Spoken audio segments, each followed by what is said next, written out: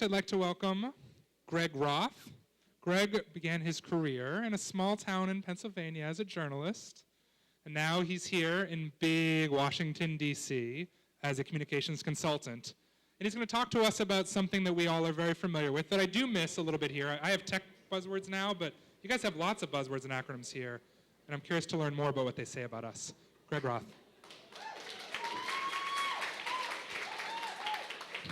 Thanks, everyone. Nicholas, has anyone ever told you your dad looks like Matthew McConaughey, by the way? For 30 years in the New York Times, columnist William Safire waged war against misuse of language. But was he fighting a losing battle? The biggest enemies to original thought are catchphrases and buzzwords, and they must be stopped. College kids say about 16,000 words a day. For adults, it's more like 7,000. So the longer you live, the more important your words become. Scientists have started measuring the life of buzzwords. Through scouring academic journals, they've been able to trace the rise of terms like nano and the decline of terms like feminism and postmodern. If that's not the ultimate irony, postmodern is now outdated. But that only feeds my sense of pessimism about our use of language. As one buzzword goes out of style, there are plenty more ready to take its place. It's a vicious cycle that leaves us with the lowest common denominator of language. Are all catchphrases and buzzwords evil? Not necessarily. The greatest show of the 90s had hundreds of terms that we love about social situations. But clever terms about social observations eventually give way to crass commercialism. Lose your job, go on a rant, say a buzzword, go around the country, make piles of money. Just to be clear, I'm not talking about Newt Gingrich. Paris Hilton went a step farther. She trademarked her phrase, "That's hot." And then Hallmark introduced a series of greeting cards, and she sued them and won. So where does that leave us? I think when you use a buzzword or catchphrase, you're being dishonest. You're not saying what you're really thinking because you didn't think of those words. So I'm going to help solve this problem by walking us through a few of the worst and most egregious examples. Synergy.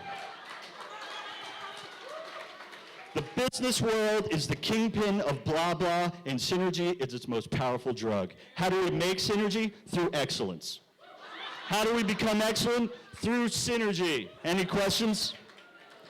Really? What better way for an organization to sound like a spoiled child than say, really, right at the top of their ads?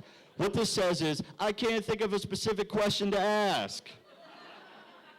A poem. Mirror, mirror on the web, I'm looking for someone to wed. I like travel and food, and I love to laugh. I'm just as comfortable in this as I am in that. Translation, I'm special in the most broadly appealing way. No worries, very common in the service industry. Its southern cousin is bless your heart. It sounds comforting, but what it really means is, get out of my fucking way. The smarty pants bandwagon. The Chads and Ambers of the world are calling themselves nerds now. Okay, what's next? Jocks nerding out on sports and popularity? Don't judge me by what I am, judge me by what I associate myself with. Occupy Wall Street, Occupy Facebook, Occupy insert boring thing that I hate right now. When did we become so enamored of simply occupying a space? Comedy is about surprise, and in 2012, that's what she said, and sexual double entendres have no surprise left to offer. It's not funny, and I want to know who the girl is that keeps saying all these dirty things that you're talking about. On the last day of Tebow, the media gave to me 5 anchors bowing, 4 years in Gainesville, John 3:16, whatever those 2 things are below his eyes, and 1 player down on his knee. Translation, this kid's religious, and that's hilarious. Memes are the new version of obnoxious t-shirts. The internet is curating the latest form of language reduction in catchphrase elitism. I tried to start a meme myself as an experiment. Here it is, social media as 90s grunge bands. Gen X, Gen Y. It went nowhere. Failing is part of trying. Fail is the word people who never try use to mock those who do.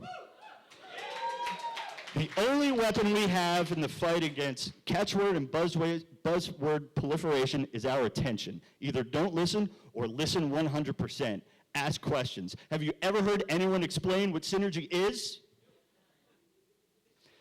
So in closing, remember, ideas are what's important. I forgot my closing.